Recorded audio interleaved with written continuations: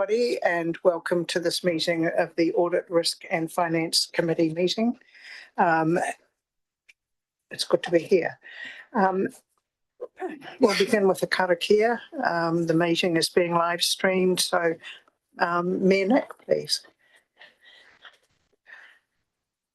Tuia karanga, tuia kararo, tuia kawaho, tuia karoto, tuia ti hatangata, karonga te po, karonga te ao, humie huie, taiakie. Well, I have apologies for attendance in person from Lindsay McKenzie, who is joining us via Zoom, and Deputy Mayor O'Neill Stevens. Looks to me like he's joining us via Zoom as well. So there are no apologies, noting that these people will be joining us via Zoom. The order of business that's in, I have to move, please, that these apologies be accepted. No, right, I'll move on. The order of business is before us. There's not a lot of items on our agenda today. However, we need to confirm that the order of business is correct. It's okay. And I need to also note that are there any interests that members may have of the committee that may come in conflict with the papers today?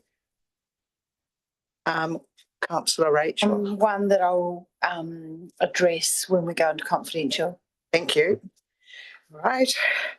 And the public are invited. There's no public forum. So we now move to the minutes of the meeting of the 4th of June 2025. They have been circulated. Moved Councillor Mills, seconded Councillor Rachel, that these minutes be approved as a true and correct record. All those in favour? Aye, carried. Thank you. Right.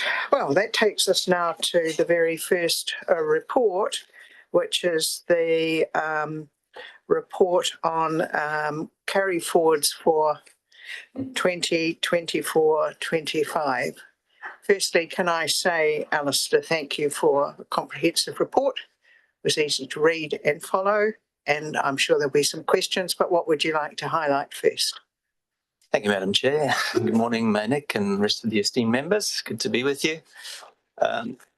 So I guess I would highlight there was a request last year to have a slightly more comprehensive report, so hopefully I achieved that. And I would just note there's two elements really to the report. The one is the requested carry forward of budgets from 24-25 to 25-26, which is very much a standard process at the end of any financial year. And the second part of it is for a request of rephasing of the some of the Bridge to Better and Paru Paru Road projects.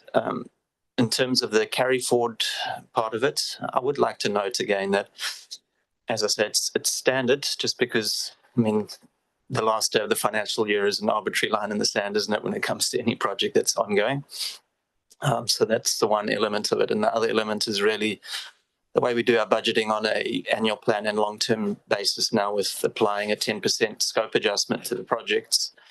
There really is there should be an inherent understanding that we are basically saying we're not planning to fully deliver all of those projects in any given year.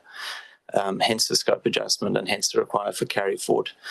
It should also be understood that when we're dealing with an annual plan year, the carry forwards that we do from 24-25 into 25-26 will trigger the need for other carry forwards at the back end of the 25-26 year.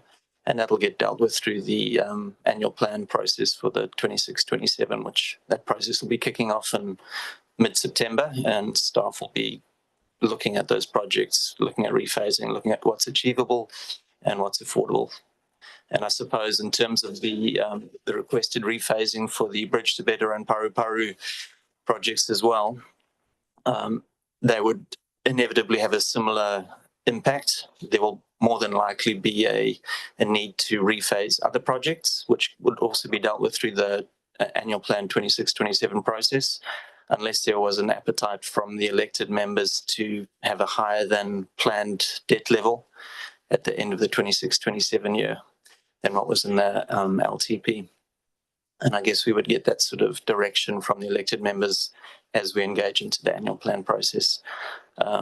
Alec and his team have already started discussions around triggering a look at those projects and what would or could be rephased as required. I think that's all from my side, unless you have any questions. Thank you. Well, I will open it up for questions. Councillor Rachel. Thanks through the chair. Kia ora. Thanks for the report. Really good to see a more comprehensive report. Thank you. On page 15, the second table, which has the rephasing table, it's got nothing under in the 26-27 budget. It's just zeros. So I just wanted to understand, does that mean that the 27-28 budget is being brought forward to 25-26 and there's no rephasing projected for 26-27? That's correct, yes. Okay. And that's realistic? That was for the time being. So the main element of the report is carry forwards from 24-25. And the question was, where are they going? Most of them were going to the 25-26 year. And then there was a little bit bouncing to the year beyond, 27-28.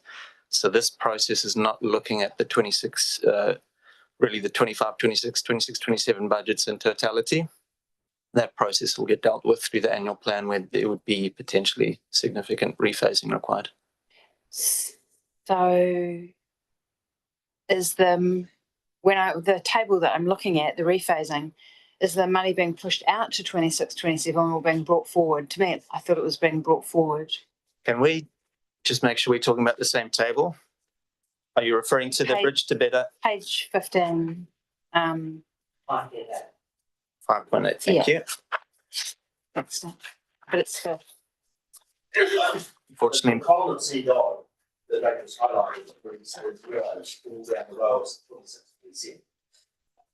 yeah, and yeah, so that's correct. There was no rephasing within the 26-27 year. The movement was bringing budget forward from 27-28 to 25-26. yeah. I mean, that makes sense that you're bringing it all forward because you're wanting to accelerate that project. So Correct. I just wanted to double check that was correct. Thank you.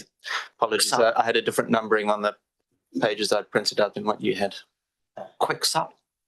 So can I just clarify, when it says the latest budget 26-27 on that table on page 15 under 5.8 are all zero, it's not that there's zero expenditure, it's that there's zero transfer. Yes, so if you, we broke it down. We had three sets of tables for the Bridge to Better project, 3 sets of tables for the Paru pump station project. So if you look at the 2 tables above that, the first one is status quo, where you can see budget sitting within 26-27. The second table is revised, what we would hope to have, and you can see 26-27 has got the same figures. So the third table is movements required, really, and there's no movement required in the 26-27 year. I had a similar reaction to Rachel in saying, well, that looked odd with all those zeros, but when you explained it in that way as to how you're moving and the 2 tables come together, it clicked. Thank you. Slow learners. Councillor Mel. Thank you, Chair Catherine. Alistair, thanks for your report. In a perfect world, could you see the day when we won't have these rephasing exercises as we are having at the moment? I'll answer that if I may. Because I For hope a man so senior, I hope, Mel, you read the R. Nelson 8-pager that came out yesterday, the spread talking about, the way we are shaping our future and the way we're looking to do exactly that. Look, I really want to get away from that, that trying to bite off more than we can chew, then constantly rephasing. I want to do, an LTP that's realistic, that's deliverable, and that's what we're going to be presenting to elected members in 26, ready for the 27 LTP. That is a single document that has 14 chapters around activity and asset management across the whole council. Bring it together in a coherent story that is absolutely deliverable for the 400 staff that we've got and for the budget that we've got. And it's not trying to say we could do this and we always do that. So yes, absolutely. I look forward to that day, Mel. Great. Well, that's very reassuring, isn't it, Mayor Nick? If I may There'll wait. always be You a have to speak into the microphone.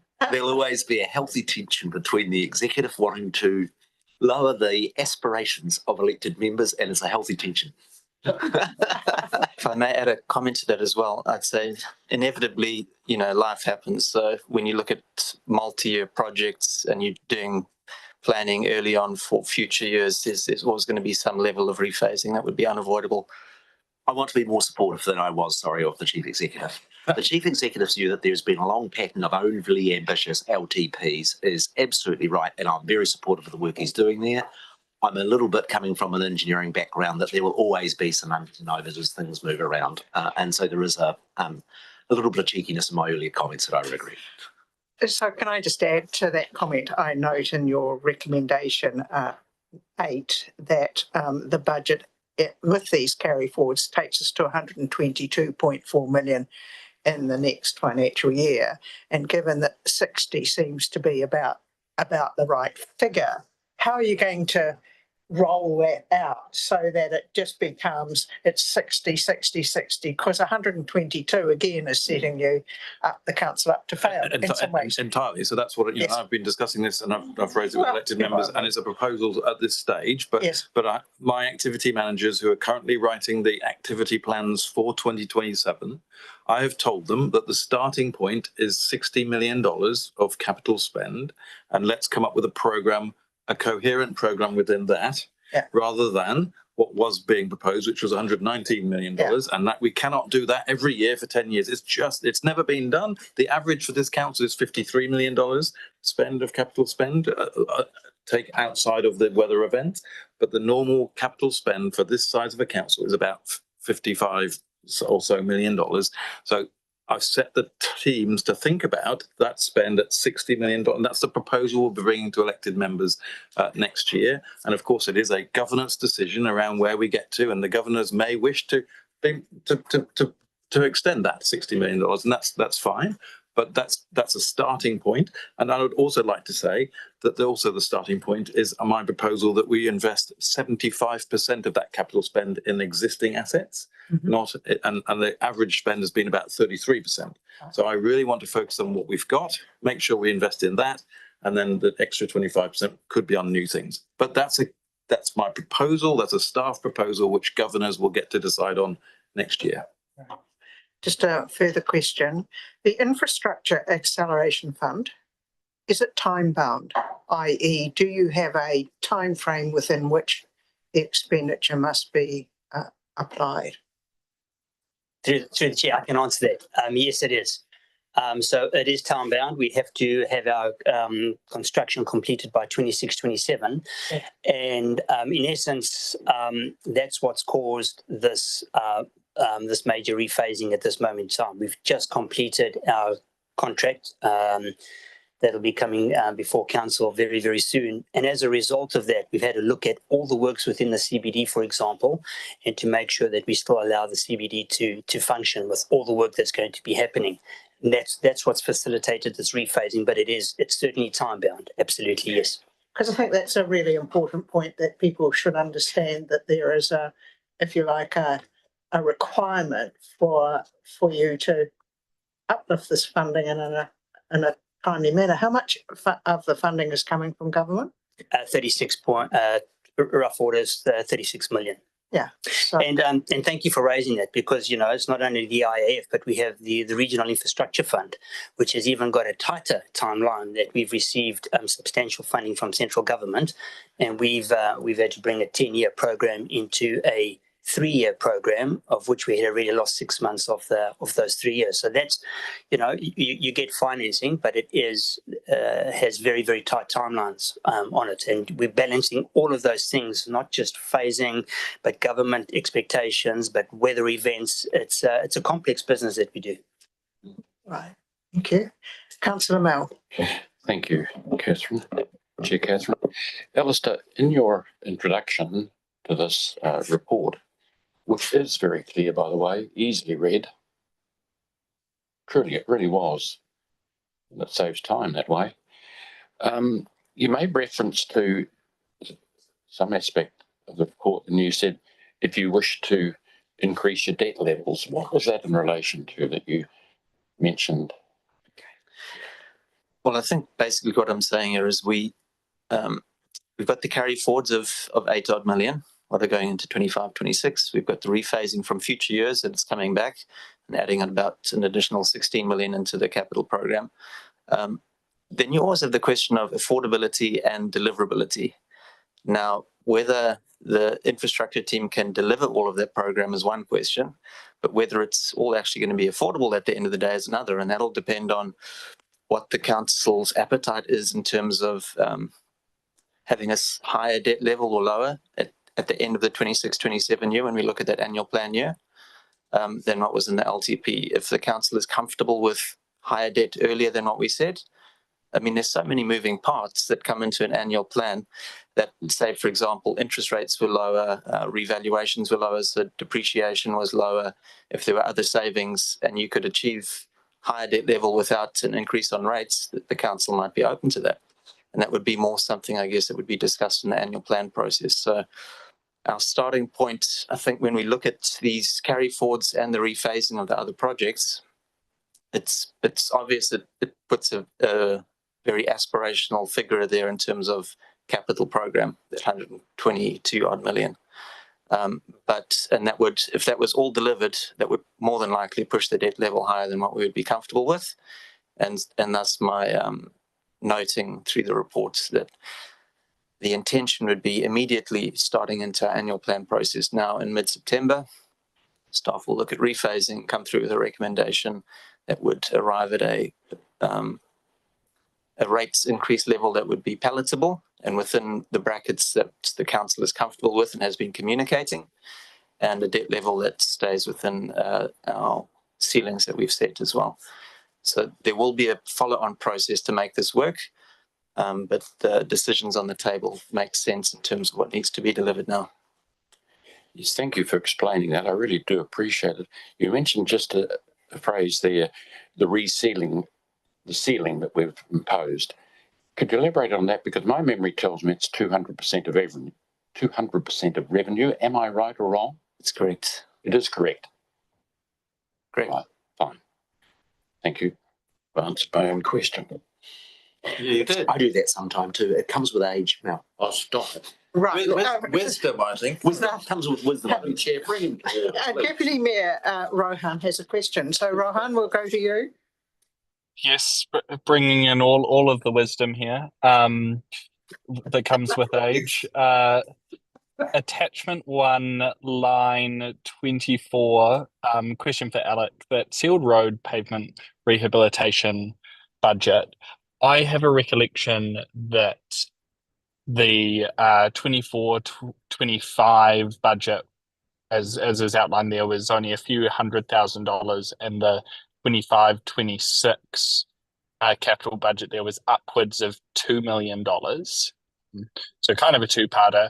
Will this bringing forward of the $100,000 make that the work program in the this financial year now more deliverable, and how deliverable is that $2+ million of capex? So through the chair,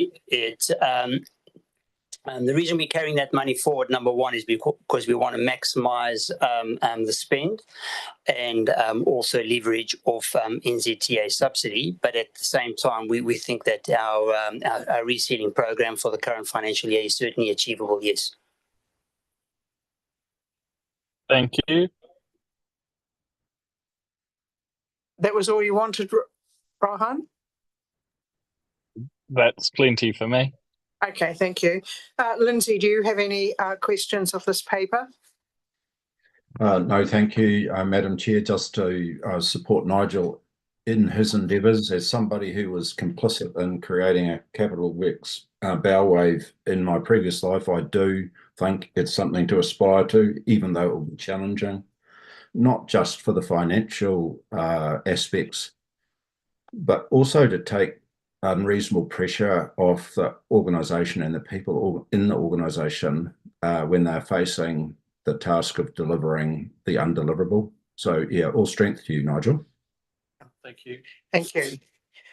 Are there any other questions in relation to this paper that's been presented to us?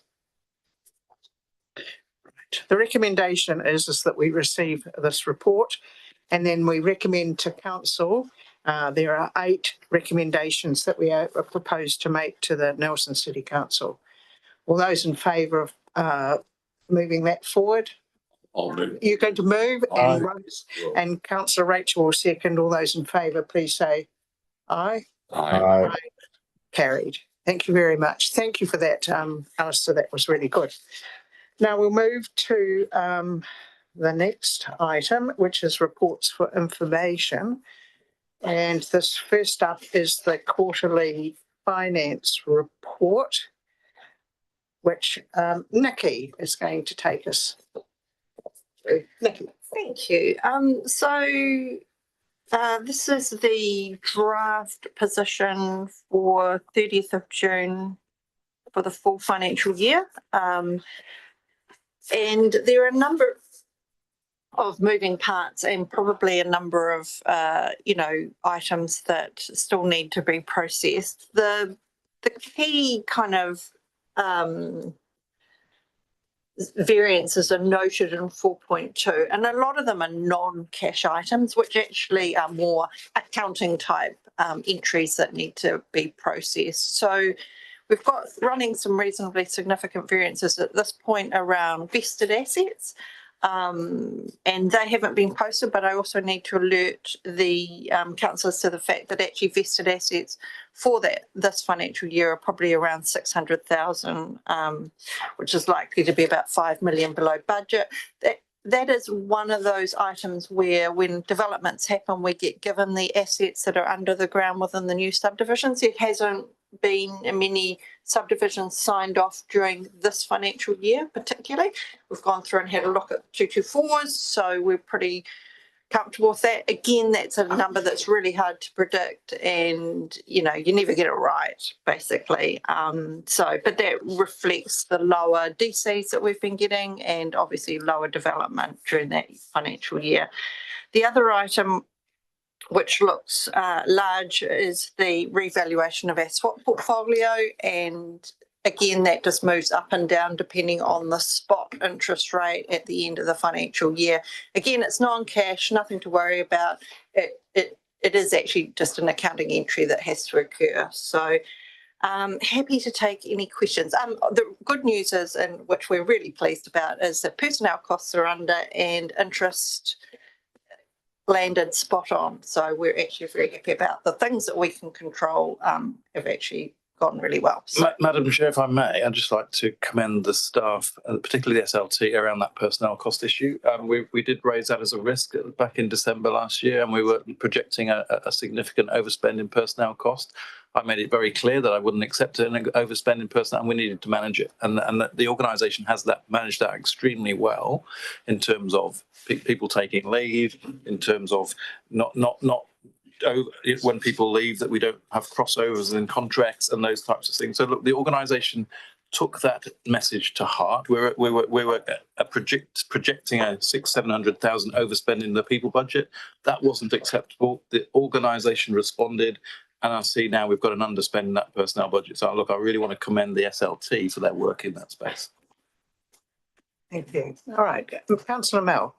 Just if I could go to Officer Nikki, the government's recent move to drop interest rates will have a significant impact, won't it, on our finances going forward, to use the phrase?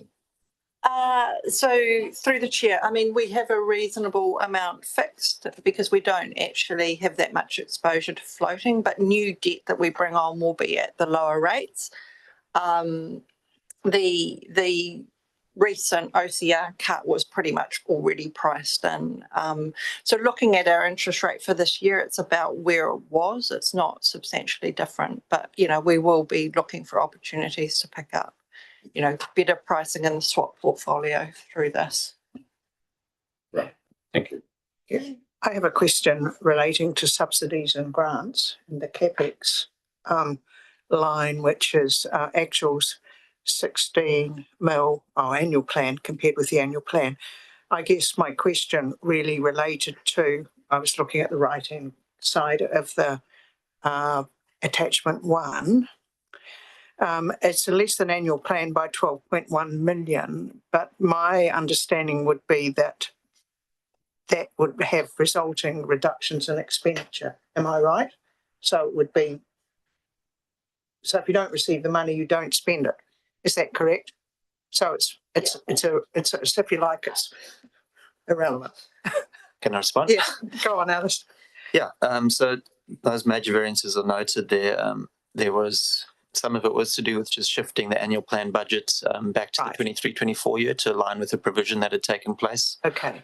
Some of it was to do with, as you say, capital spend just not taking place or getting rephased out to later years with what we had heard from NZTA in terms of the subsidy we were going to get. Yeah.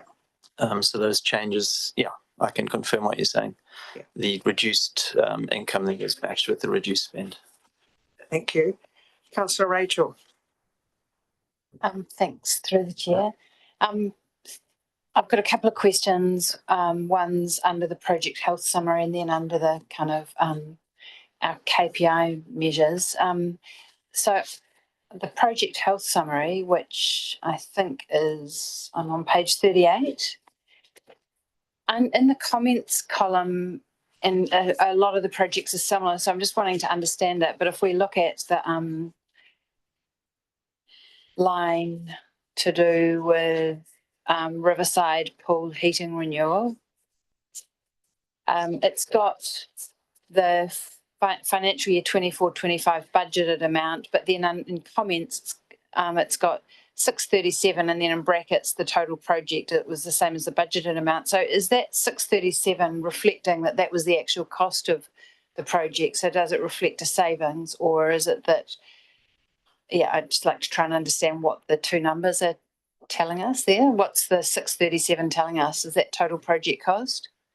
So through the chair, yes. So this traffic light system has morphed over the number of times that we've brought here, and I still haven't had an opportunity to sit with Ms. Harrison and the chair to go through this. But what we've tried to show, for example, yes, that the budget was 798 on that particular one, but the actual project cost came in at 637. That would be the physical cost, but then there's design, there's consents, there's a whole lot of things sitting behind it, but that would be the physical cost. So we're trying to show that the actual physical works came to 637,000 compared to a budget of 798. But when you say the physical works, I'm assuming that it's like the budgeted cost for the physical works was 798 and then the actual cost was 637, which is great. Like when I look at that, all of, like, for most of those projects, they've come in under cost, which I think is really, I mean, they all, I think, without exception, have come in under cost. So I think that's a really it's a good news story that we're missing out on, because what we were saying, it was green and we just said it was complete. And I actually said, well, what is the cost? Was it slightly over? Was it slightly under? And I agree with you, Rachel, really that good. actually all those budgets have come in under, and that shows that Alec and the team have brought forward work when it's a good market to get work done, and it's showing that we're getting value for money for the ratepayer. And then on the next page, the first line, which is the measure around that we provide as transport system, which is safe for all people regardless of transport choice or demographic.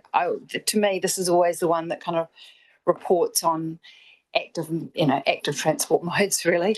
And under the comment for Q4, there were a total of 13 fatal or serious injuries for 24-25. This reflects a gradual increase from 21-22, but still a downward overall trend since the peak. I guess we had a peak and then it's fallen, but what I'm wanting to understand is, are we having a gradual increase of numbers? Because that wouldn't seem to me to be a downward trend. It would actually seem to be an upward trend again. And it sounds to me like an upward trend, that there was a fall initially and that we now have an upward trend again. So I'm just wondering, do we have any visibility across the numbers for 24, 23, 23, 22, so we can actually understand, is this an upward trend? In which case, maybe it should have a different colour on the status. I'm not sure that it accurately reflects So I the think through expenditure. it's a good so through the chair when we look at how we rate these things, so it's not just staff that rate these things. We have to actually show how we've achieved these or not. So yes, what that shows is that the DSIs have increased, but are still lower than the limit that we set. Bearing in mind that the DSIs are, we report on death and serious injuries across a whole range of things. So whether they, we take that from the police cares database, and that's irrespective of things that we could do. So it's people speeding, alcohol, a whole range of aspects that come into it. So I'm adding that as an additional comment. But yes, we're still below the limit, but it fluctuates, and there has been an increase, and then it drops, and an increase. But we are showing an increase, but we're still less than the overall. Yes. So I guess the performance measure is a reducing trend.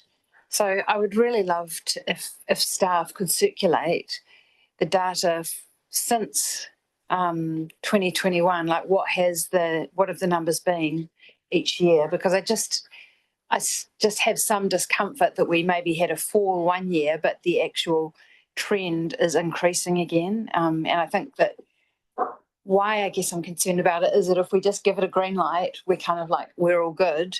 We don't need to really focus on this. But I actually do think that if it is an increasing trend, even if it's less than it was in 2021, we do need to still have a focus on ensuring that we're providing, safe transport options for all people, improve cycleways and that kind of thing. Yeah. So and so what I can say is that, and I've got the data right in front of me here. In 2021, we had 9 DSIs.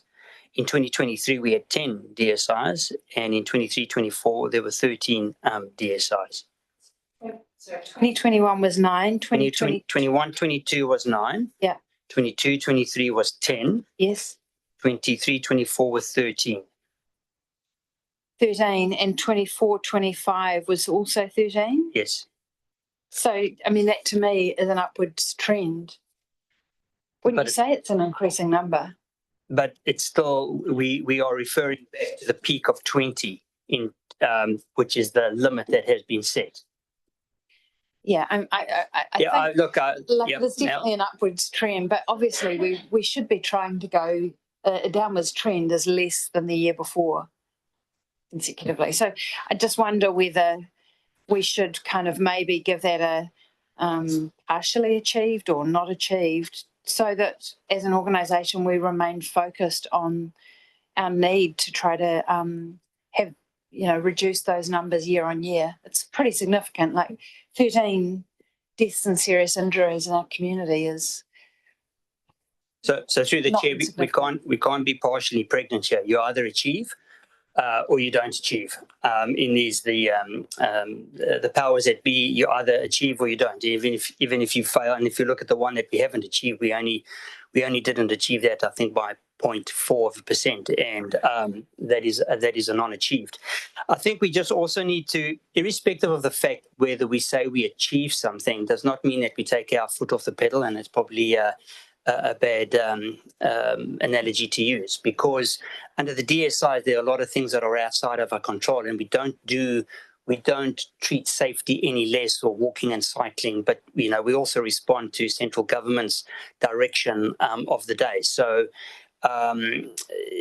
we've gone through. We believe that we have achieved that. I understand where Councillor Sands is coming from in terms of a trend, but we rate that across. The actual measure is based on the 2021 of 20. So, but we don't treat health and safety or any aspect on our roads any less because we're achieved as we don't on any of the other aspects of the 24-25 KPMs that we have. Some of those are imposed by DSR, the DIA, and we have to make sure that we give them the necessary sight. But yeah, I think we can debate this all day. But well, can I suggest though that you do raise just discuss it with the audit team that come in, and just ensure that they are satisfied. Trust me, they are the ones that interrogate absolutely everything. It's Right, yeah, and right. they are the ones that will determine ultimately whether that's achieved or not achieved. Can I just also seek clarification as to whether or not this measure picks up the state highway network as well as local does not. roads? It does not. So, well, a supplementary question. So the setting of speed limits or the changes to the rules that have been introduced by government, did that have a significant impact on local roads or none at all? I think I'd have to check the data, and I think I have supplied the data to this group on more than one occasion. I think I've sent the same series of data, and that has been requested by Councillor Courtney on several occasions from memory. So, as I said, it's not just speed. It's a whole range of things, from alcohol, sun strike, slippery roads. They don't differentiate between DSIs. If it's a DSI, it's a DSI. Yeah, no, understood. Okay. All right. So are there any other questions in relation to the financial information? And then I think it's important that we just have a look at the performance measures as in attachment 7.1.4 on starting at page 39 and just go through those. Councillor Milne. Just wonder whether we should talk for a moment about the rates, payments and so forth, the outstanding rates amount of 1,189,000. I just feel that the graph tells me that, and please just jump on me and tell me I'm totally wrong, and I'm happy with that. In fact, I'd be delighted with that, actually. Doubled over the last 6 years, the outstanding rates figure. Can you just point me to which page you're referring to? I'm on 7.4 and 7.3 and 7. Page 30, there's been a 50% increase in the amount of outstanding rates at 30 June. And I had some similar questions that I wanted to follow up from Councillor Courtney. All right, well, sounds as though I'm on the right track. Yes, Madam Chair, I just would like some further discussion about that, because over the past 6 years, in my crude analysis, it comes to just about double. So through the chair, yes, at that point in time, it is sitting at that level, and as 7.4 covers, it was down to 900,000 by the end of the next month. But I mean, there's obviously been a growth in rates over that 5 years, so they're not completely comparable. But yes, there are higher levels of outstanding rates, and we're working with more ratepayers than we have been previously. So my questions, Nikki, were, is that figure of 1.19 million the highest 30 June figure on record for Nelson City Council in respect of outstanding rates? You've given in the data, it's quite clearly 50% up on last year. And Councillor Courtney drew to attention that it's a steady growth from 2019-20 to 23-24, but a massive increase over the last year. So my question is that figure of 1.19 million the highest level of outstanding rates on record? Yes, it will be. And where we have ratepayers that are struggling, and I think it is significant that actually the amount of debt that's more than a year old is quite small. We need to be upfront, and that is that ratepayers are getting further behind on their payments. What sort of plans and assistance do we give to ratepayers where they come along and they say, look, I'm just really struggling? You'd have to be blind to not realise the level of struggle street. I heard the term in the economy that the economy is suffering from long COVID, and I think it's a fair description. Mm-hmm. So what sorts of things are you and your staff doing where people are behind on their rates to try and come up with payment plans to get things sorted? So, I mean, obviously the key thing is to try and get people onto payments plans. We look to see whether or not they're eligible for any sort of rate rebates. We discuss rates postponement with them if they're eligible again. But really the key thing is to get them onto payment plans that work for them. you know, and in that instance, we can remit penalties and things like that if they're actually making regular payments. So the key thing is having those discussions with the ratepayers. In this year's budget, the government did increase the amount of funding available for rates rebate. What steps are we taking to make sure that our ratepayers that are under financial pressure are aware of how they apply for that? And have we seen any uptake, any increase in uptake of the rates rebate? But the question for me, are we making sure our Nelson citizens? Absolutely. I think we were the first council, the first cab off the rank with the DIA, I think, in terms of having our rates rebates up. And I'd like to introduce Kat, who's our new debt. She looks after the accounts receivable team and has been quite instrumental in getting this up. So do you want to have a wee? Be interested to learn more. It is a substantive pressure point. Good morning. I've got to say, I totally concur with what Nick has just said. And it's very deep. And communication is absolutely essential in this area that the people do understand this there. You see, there's an element that comes into this called pride. And while people are hurting financially and struggling to pay their rates, their pride won't let them come forward and ask. They talk to us, they talk to Nick, Councillor Sanson and so forth. But to get them to come forward, if they know the procedures and who they should speak to, and through our Nelson would be so helpful. Mm-hmm. So, excuse me, a little bit nervous. The rates rebates have increased, and we know that there is additional people that can apply for them due to the thresholds. So we have actually increased our advertising. So we've put notices out when we sent the rates invoices out. We did some social media advertising as well. Customer service will send a letter to those people that, excuse me, customer service send a letter to people that were already on our system as getting a rates rebate, but because we know that there is extra people, we've done what we can to advertise that, you know, there's more options. When we talk to people about payment plans, we ask if they know about the rates rebates, we send them the information.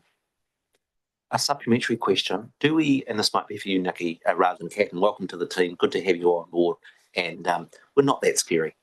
We find you as scary as you find us. And I was just going to say, it sounds like our awesome staff are doing everything possible to let the community know about the possibility of rates rebates. Well, we can always do better, I believe. We can always do better because it's not... Nick? My question is, do we have any, one of the things I'm interested in is, yep, we're doing the advertising and I've seen some of that and I've really welcomed it and it's been really good.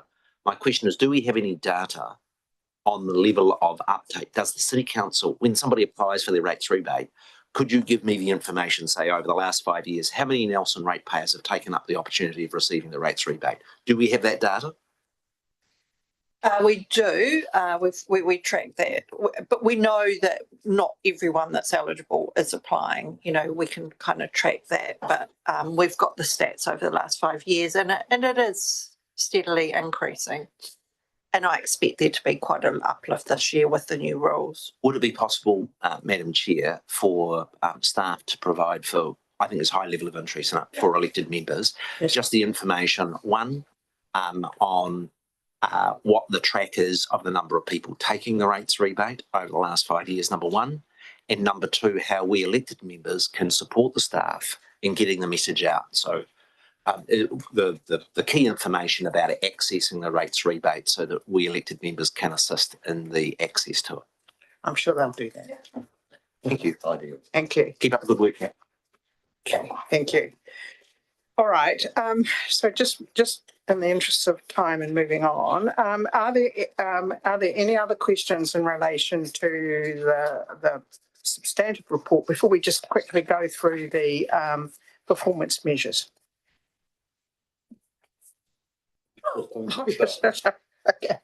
Are there any other questions? So are there any, let's move on to the performance measures. Are there any questions which any members of the committee have in relation to the performance measures? I mean, I've been through them and been very happy to see a lot of achieved. Well done. I mean, I've already raised my one around the transport, so I didn't have any others. That's right. And some of them, like resource consents, are out of your control, really. No, they're not, are they? So just that one was, close enough to be. Yeah, what's the background to that one? 78.7 work in process within the statutory timeframes. Mandy? Yeah, that is the average for the whole year, but by quarter, we are seeing steadily improvements. So, you know, it was down as low as like 52% at one stage, and the last quarter was 87. What was it there? So it's around 87%. So it's on the up. Right. So my suggestion would be then that you just add that comment in, that there's been a steady improvement across the year. Still not reaching the target, but it's a key focus. I think that, you know, when you have a not achieved, it's kind of good to actually add that in, that you're onto it, working on it. Okay, so Lindsay, you have a question. Yes, thanks, Chair.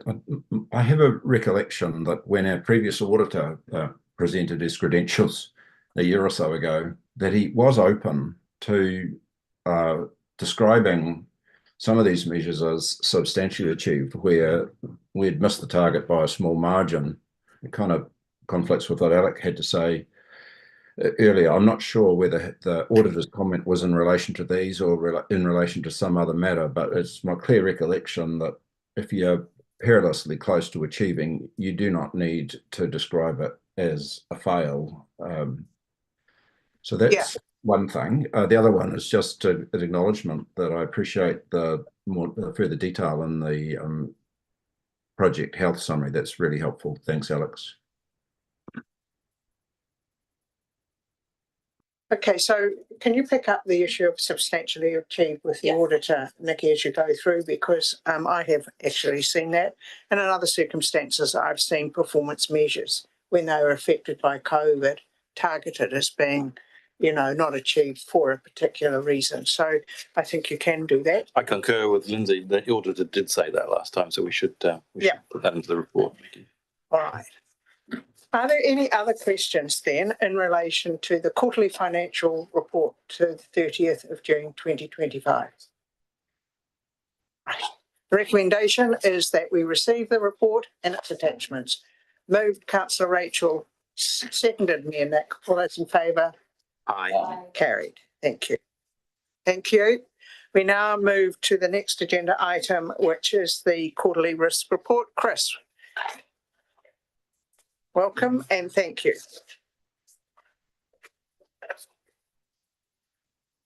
Perhaps we can take it as read, and can I acknowledge, please, the way in which you've reframed and re-described the risk that we discussed last time in relation to central government exposure. I think it accurately captures the position in relation to what I think the independent members of the committee were talking about. So well done. But now I'll leave it to you. What would you like to add to your report? Nothing further. Oh, thanks. The report is read. So let's take questions then. Are there any questions in relation to how the risks have been described, framed, any changes? I thought it was comprehensive. I didn't actually have any. Me not. Me not. Nobody else? How about you, Lindsay? You okay? Yes, I am okay, and I want to commend the team for the recasting of the risk that I think is now described as central government exposure. I think it nicely captures the current suite of challenges that the government's reform program and way of doing business may present for the organisation. So, yeah, thank you for that. Okay. There being no questions then, the recommendation is that the Audit, Risk and Finance Committee receives the quarterly risk report for 30th June. Moved Councillor Mel, seconded Councillor Rachel. All those in favour? Aye. Aye. Carried. Aye. Thank you. Well, there we go. Right. Next item on the agenda is the annual audit plan progress, page 78 of our papers. Chris. Samantha, through the chair, just report as read unless you have any questions. Right. Any questions? Councillor Rachel. Thanks through the chair. Kia ora, Chris. Thanks for the report. On page 80, Yep. 5A, environmental planning capability and capacity.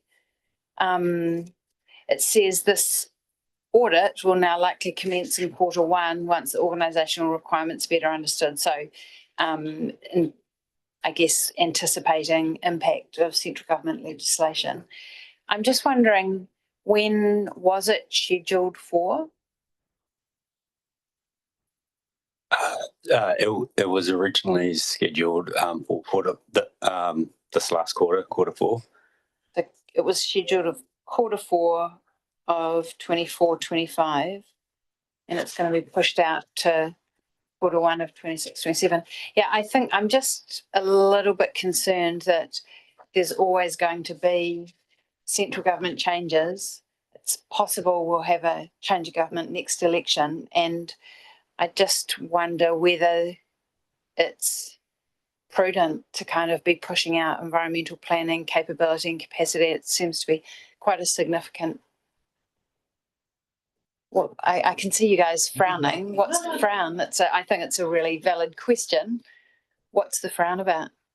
Oh, so there wasn't a frown. I think I was just thinking in terms of just this reform is just going to be massive for the organisation, and it really is probably the timing isn't right. If we do find that we get some more clarity and the legislation goes through quickly and we know where we're going, it will be one that we will look to pull forward, but it just really is so uncertain at the moment. Yeah, I think I understand the pushback. I think what I'm kind of seeking is some,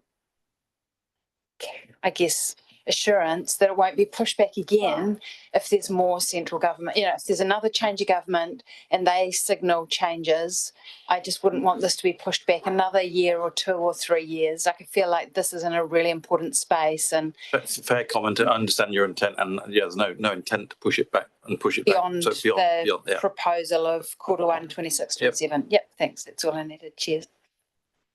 All right. Payroll compliance audit. Good to see that was essentially with some low-level recommendations. Are there any other then matters that anybody wishes to raise in relation to the annual audit plan? Nope. There being no further questions, the recommendation to the committee is that we receive the annual audit plan progress report to 30th of June 2025. All those in favour? Oh, move. Councillor Rachel. Seconded Mayor Nick because he needs to have a time be involved. All those in favour? Aye. You're so helpful, Madam Chair. I'm still getting my name in the minutes. I'm sure I get more ticks in the box on the 11th of October. All right, thank you. That was carried. Thank you in the midst of all of that. Thank you very much.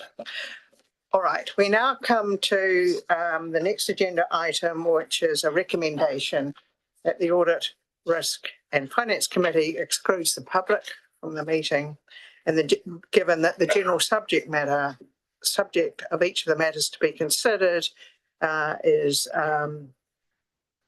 as set out under the Local Government Official Information Meetings Act 1987.